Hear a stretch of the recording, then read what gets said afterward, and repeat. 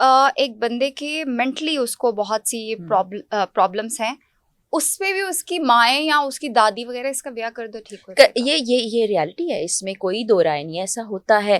करख्त नजर आने वाली औरत से आप 10 मिनट बात करें तो अंदर से वो वही मोहब्बत करने वाला खमीर जागेगा। किसने डिसाइड किया था कि आप फैसले नहीं कर सकती हैं, आपको ये नहीं करना, ये नहीं करना? हमारे क्योंकि घर के आप मर्दों ने अगर उसके अंदर कैपेसिटी है, अगर उसके अंदर टैलेंट मौजूद है, वो करना चाहती है, तो आप उसको रोक नहीं सकते। जो पढ़ी लिखी माएँ हैं जो अब रिश्ता इज़्दिवाज में बंधने जा रही हैं, जिन्हें कल को माँ बनना है, उनके ऊपर बहुत भारी जिम्मेदारी है।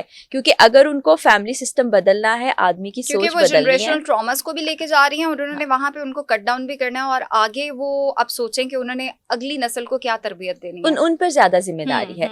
अच्छा, जब सोसाइटी में जाते हैं फिर वो एक और चीज होती है, लेकिन अगर आपकी बेस मजबूत और अच्छी बन गई है तो फिर वो सोसाइटी में बाहर निकल के आपकी नॉर्म्स एंड वैल्यूज को उतना ज्यादा डैमेज नहीं कर सकते। तो खातून पर बहुत भारी जिम्मेदारी है। घर बनाने वाली, बसाने वाली औरत ही होती है। और बच्चों की तरबियत में मैं अक्सर कहती हूँ कि 100% मुझे लगता है मर्द माँ को सीधा का करने हाथ वाली भी होता औरत ही होती है, और मैं तमाम औरतों को कहूंगी सीधा कर ले हमने मर्दों को। अब जो बिगाड़ पैदा हो चुका है ना, उसको तब्दील नहीं किया जा सकता। आने वाली नई नस्ल पे काम करें। नहीं, ये क्या बात है, हमारा क्या कसूर है इसमें? यानी अगली नस्ल ठीक हो जाए जो बस पिछली खुदा, नस्ल है। तुमने अब जब भी शादी करनी है ना, फिर मियाँ को मैंने नहीं सीधा करनी, रखना है। सॉरी। देख, अब ये लड़की तो सुधारने पे नहीं आ रही, अब हम क्या करें? मैंने ठेका लिया हुआ है, जिसकी माँ ने उसको नहीं सुधारा, मैं जाके उसको सुधारूं? मुझे ये भी मेरा एक देखो, बहुत बड़ा फिर ये मसला है माओ पे कि ज्यादा जिम्मेदारी है। जो पार्टनर बन के आ रही है, जो आपकी कंपेनियन बन के आ रही है, आप उसको माँ क्यों बनाना चाह रहे हैं, या वो माँ क्यों बनना चाह रही है, या आप उसके अब्बू क्यों बनना चाह रहे हैं? आप एक सर्टेन एज पे जाके पार्टनर्स को चूज करते हैं, आप शादी करते हैं, तो उसमें फिर आपकी तरबियत नहीं आती है, आपने उसको लेके चलना होता है, आपने एक रिश्ते को लेके चलना होता अच्छा, ये जो बात तुमने कही ना, इसमें एक बड़ा अहम नुक्ता है हमारे यहाँ। जब भी कोई ऐसी चीज हो रही होती है, अच्छा लड़का ठीक से काम नहीं कर रहा, लड़का सुस्त है, लड़के को कोई बीमारी हो गई है, उसका एक लजी इधर ब्याह कर दे। एग्जैक्टली। अच्छा, वो ब्याह कर रहे हैं, लेकिन वो लड़की कोई ट्रेनिंग सेशन देने तो नहीं आ रही। वो एक इंडिपेंडेंट इंडिविजुअल है, बहुत बड़ा इशू है। वो अपना घर छोड़ के एक बिल्कुल एक ट्रांजिशनल पीरियड में आ रही है, उसको भी कोप अप उससे करना है। तो वो फिर आपके बच्चे की तरबियत के लिए मैंने तो ऐसे केसेस भी मेरे सामने आए हैं जिसमें एक बंदे के मेंटली उसको बहुत सी प्रॉब्लम्स हैं, उस पे भी उसकी माएँ या उसकी दादी वगैरह इसका ब्याह कर दो ठीक हो जाएगा। ये रियलिटी है, इसमें कोई दो राय नहीं है, ऐसा होता है।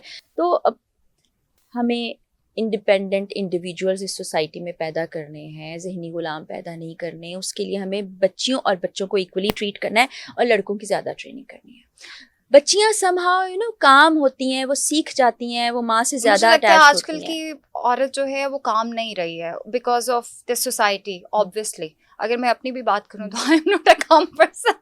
नहीं, लेकिन एक मेजर डिफरेंस होता है, एक नेचुरल डिफरेंस होता है, एक आदमी की सोच। और देखिए, हम औरत नेचुरली एक सबमिसिव कैरेक्टर है, उसके अलावा उसके अंदर ना मोहब्बत बहुत है। आप ऊपर से स्ट्रांग नजर आने वाली खातून या इवन बाजों का करख्त नजर आने वाली औरत से आप 10 मिनट बात करें तो अंदर से वो वही मोहब्बत करने वाला खमीर जागेगा। तो अल्लाह ताला ने औरत को ऐसे गूंदा है, ऐसे ही बनाया है, लेकिन उसका बेजा कहते हैं उस इमोशन का आप इस्तेमाल ना करें, उसको इक्वली ट्रीट करें।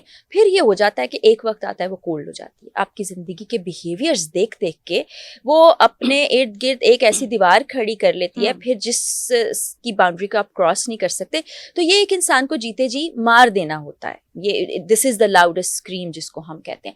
इतने सारे इश्यूज हैं खुदा कि जिस पर हम बात करते रहें, ख़त्म हो जाएगा वक्त, लेकिन इश्यूज नहीं होंगे। लेकिन फिर वही बात है कि ये ट्रेनिंग बिल्कुल बचपन से शुरू होनी है। आज हम एक 30-40 साल के आदमी को या 30-40 साल की खातून को ये नहीं सिखा सकते, बहुत मुश्किल है। कोशिश कर सकते हैं, लेकिन जो यंग जनरेशन अब पैदा होने जा रही है उनकी माओ पर बहुत भारी जिम्मेदारी है। और माएँ मुख्तलिफ हैं, ये कहना गलत होगा। आज की जनरेशन की माँ मुख्तलिफ है, हम मुख्तलिफ हैं, तो शायद सिस्टम में चेंज आ सके, सोसाइटी में चेंज आ सके। एनीवेज वो तो अब अगली जनरेशन की बात है। अभी हम डिस्कस कर रहे थे एम्पावरमेंट की, वुमेन एम्पावरमेंट की। आज की औरत ने अपने हक के लिए आवाज़ उठाना भी सीख लिया है, वो काम भी कर रही है और अपने आप को मनवा भी रही है।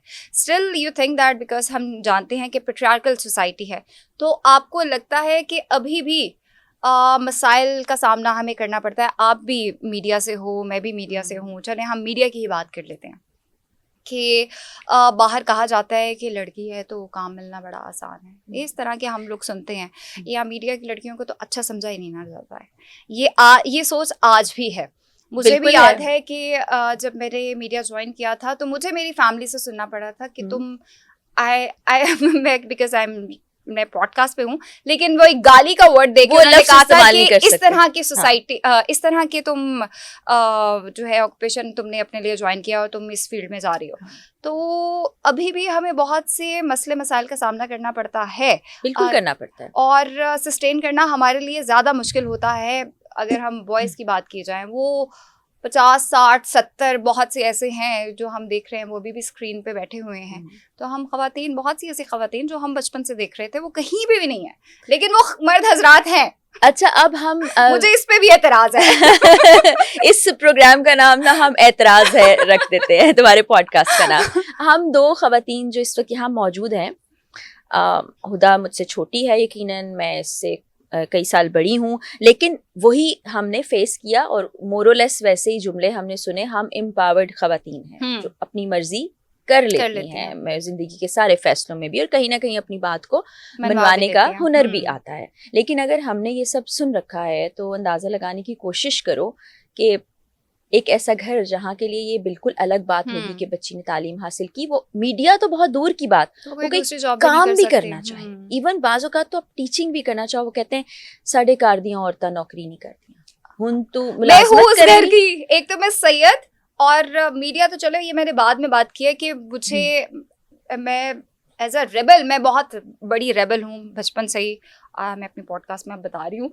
तो मैंने तो वो हर चीज़ वो करनी थी जो कि अलाउड नहीं था, ठीक है, लेकिन ये हमारी फैमिली में ऐसा था। लेकिन वो बैरियर अल्हम्दुलिल्लाह कि मैं प्राउड फील करती हूँ कि वो बैरियर जो था ना, वो मैंने तोड़ा। लेकिन हुदा ये किसने डिसाइड किया था कि आप फैसले नहीं कर सकती हैं, आपको ये नहीं करना, ये नहीं करना? क्योंकि आप मर्दों ने, हाँ, आप आज़ाद इंसान के तौर पर पैदा हुई हैं और अल्लाह ताला ने आपको हर वो हक दिया है जो दूसरी जेंडर के पास भी मौजूद है। एग्जैक्टली, अल्लाह ने कहीं मना नहीं किया। तालीम पर हुजूर पाक सल्लल्लाहु अलैहि वसल्लम की अहादीस भरी पड़ी हैं, आप जाके पढ़ लीजिए। कुरान पाक में तालीम पर जोर दिया गया है, कहीं औरत को काम करने से नहीं रोका गया, कहीं हज़रत खदीजा की मिसाल सबसे बड़ी है हमारे कहीं उसको इंडिपेंडेंट होने से नहीं रोका गया। वो कारोबार कर सकती है, वो काम कर सकती है। हाँ, हमने अपनी मर्जी और अपने फायदे के लिए इसको मोल्ड कर लिया कि घर पे रहेगी, काम करेगी। ये बहुत भारी जिम्मेदारी है, घर पे रहना और घर के काम भी करना, लेकिन अगर उसके अंदर कैपेसिटी है, अगर उसके अंदर टैलेंट मौजूद है, वो करना चाहती है, तो आप उसको रोक नहीं सकते।